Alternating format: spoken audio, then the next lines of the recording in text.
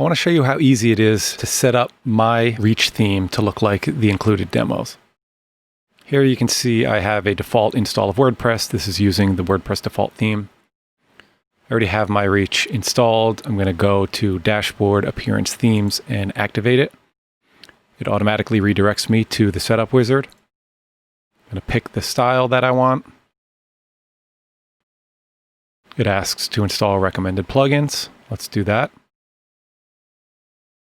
And then import the content. We want content, template parts, and customizer settings. So I'm going to click import.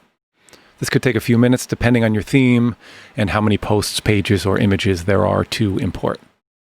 So we'll wait a few minutes for this.